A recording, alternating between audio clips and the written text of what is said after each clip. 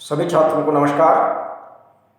आज का हमारा ये एपिसोड बीए भाग द्वितीय हिंदी साहित्य के प्रथम प्रश्न से संबंधित है और प्रथम प्रश्न पत्र जैसा कि आप जानते हैं कि रीतिकाल से संबंधित है। आज मैं इस एपिसोड में आपके लिए बहुत महत्वपूर्ण रीतिकाल के जो प्रमुख रचनाकार है वृंद, जो अपने नीति संबंधी उपदेशों के लिए विख्यात है और जिन्होंने नीति संबंधी दोहे पर्याप्त मात्रा में रचे हैं, तो उनसे संबंधित जो कुछ दोहे हैं वो आपके पाठ्यक्रम में जो संग्रहित है उनकी व्याख्या हम करेंगे, क्योंकि ये 3-4 दोहे जो मैं आपको बताने जा रहा हूँ ये परीक्षा की दृष्टि से विशेष रूप से बीए भाग द्वितीय के विद्यार्थियों के लिए बहुत महत्वपूर्ण है और इनकी व्याख्या प्राय परीक्षा के अंतर्गत प्रश्न पत्रों में पूछी जाती रही है।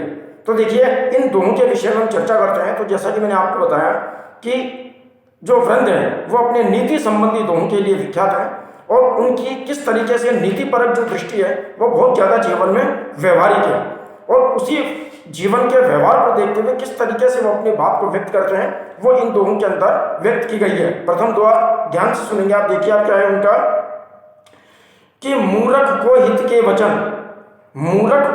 के वचन सुनी उपजत है कोप, सांपई दूध पिवाइए जो केवल विष को। इसमें हमारे जीवन की उस स्थिति की ओर संकेत किया है जिसमें यह बताया गया है कि हम किसी मूर्ख को उपदेश देना चाहते हैं, लेकिन मूर्ख व्यक्ति कभी हमारे उपदेशों को ग्रहण नहीं करता है, क्योंकि उसकी मूर्खता अच्छी बात को स्वीकार करने के लिए उसे प्रेरित नहीं करती है। तो क्या कह रहा है रचनाकार, देखिए क्या कहता है उस पत्र में से ध्यान मैंने बिल्कुल यह कि मूर्ख को हित के वचन, कि जो मूर्ख व्यक्ति होता है अगर आप उसको हित की बात समझाएंगे, उसके भले की बात समझाएंगे, तो मूर्ख को हित के वचन सुनी उपजत है को, तो उसके हित के वचन यानी सही बात आप उसको समझाएंगे तो निश्चित रूप में उसके मन में क्या होगा, क्रोध उत्पन्न होता है, गुस्सा उत्पन्न होता है। जैसे उदाहरण दिया है नीचे वाली पंक्ति में, सांपई दूध पिवाइए, कि सांप को यदि आप दूध पिलाओगे तो भी क्या होगा, जो केवल विष को, वो तो विष का ही प्रकटीकरण करेगा। सांप को आप कितना दूध पिला दीजिए वो जहर उगलेगा। तो उसी तरीके से मूर्ख को आप उसकी कितनी अच्छी बात समझा दीजिए, मूर्ख अपने भले बुरे के बारे में नहीं सोचेगा और यदि आप अच्छी बात को उसे समझाएंगे तो वो क्रोध ही प्रकट करेगा, अपने हित अहित के बारे में वो नहीं सोच पाता है। तो ये जीवन का व्यवहारिक ज्ञान है कि हमें उपदेश उसी को देना चाहिए जो वास्तव में समझता हो, जो आपकी बात को मानता हो, जो आपके महत्व को स्वीकार करता हो। अन्यथा किसी मूर्ख व्यक्ति को उपदेश देने का कोई अर्थ हमारे जीवन में नहीं रह जाता है।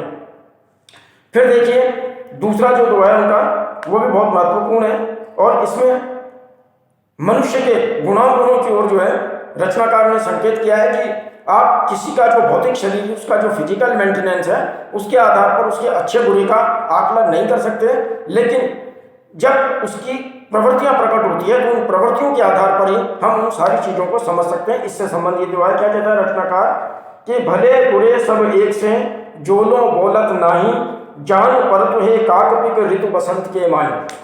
कि देखिए आप यदि बोलते नहीं है, यानी कोई व्यक्ति बोलता नहीं, अपने शांत रहता है, तो हम उसके बारे में कुछ पता नहीं कर सकते। भले बुरे सब एक से जो लो बोलत नहीं, जब तक कोई व्यक्ति लो, देखिए क्रिया है ब्रजभाषा की जिसका मतलब है तक, जो माने जब तक, यानी जब तक कोई बोलता नहीं है, जब तक कोई अपनी वाणी को, अपने विचारों को, अपने व्यवहार को प्रकट नहीं करता है, तब तक भले बुरे सब क्या होते हैं, एक समान नजर आते हैं, एक जैसे ही हमारे को अनुभव होते हैं।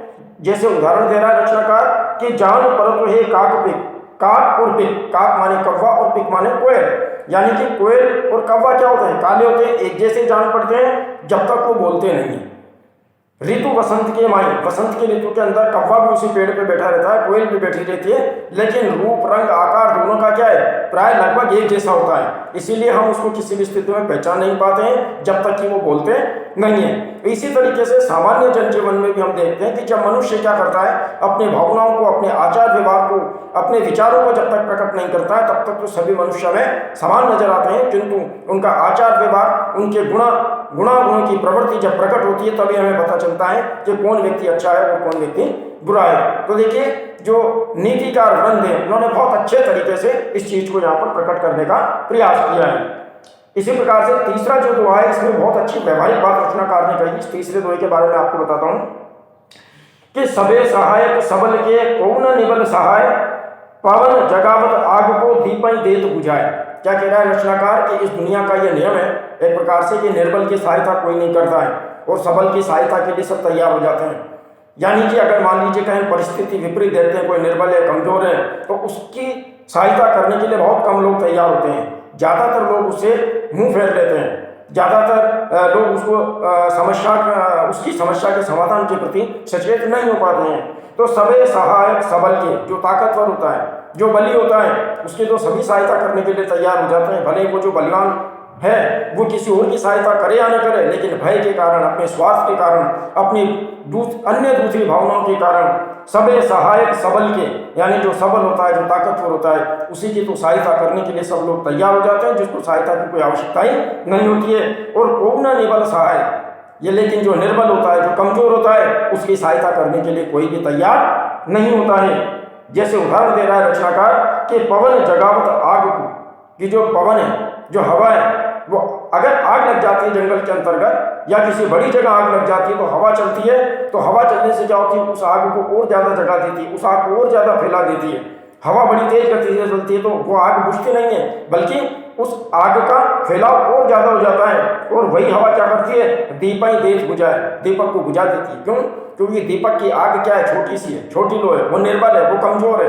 तो वही हवा क्या कर रही है, दीपक को तो बुझा रही है, और वही हवा क्या कर रही है, लगी हुई आग को और ज़्यादा फैला रही है। तो कहने का मतलब यह है कि जो निर्बल है उसको तो सभी दबा देते हैं और सबल की सहायता करने के लिए तैयार हो जाते हैं। तो जीवन का एक ये अनूठा रूप हमें देखने को मिलता है। इस प्रकार हम देखते हैं कि किस तरीके से रचनाकार ग्रंथ ने अपने दोहों के अंदर नीति संबंधी जो उपदेशों को मैं दिए हैं, इन तीनों दोहों के माध्यम से हमें जीवन की तीन जो व्यवहारिक स्थितियां हैं उनकी और बहुत अच्छे तरीके से विभिन्न उदाहरणों के माध्यम से रचनाकार ने स्पष्ट किया है। परीक्षा की दृष्टि से तीनों बहुत महत्वपूर्ण दोहे हैं और इन तीनों की व्याख्या को परीक्षार्थियों को अच्छी तरीके से अपने मन में स्मरण कर लेना चाहिए, ताकि वो ज़्यादा से ज़्यादा अपना लाभ प्राप्त कर सकें। धन्यवाद। अगले एपिसोड में फिर किसी अन्य रीतिकाल के अन्य रचनाकार की हम व्याख्या लेकर के आएंगे। जय हिंद, जय भारत।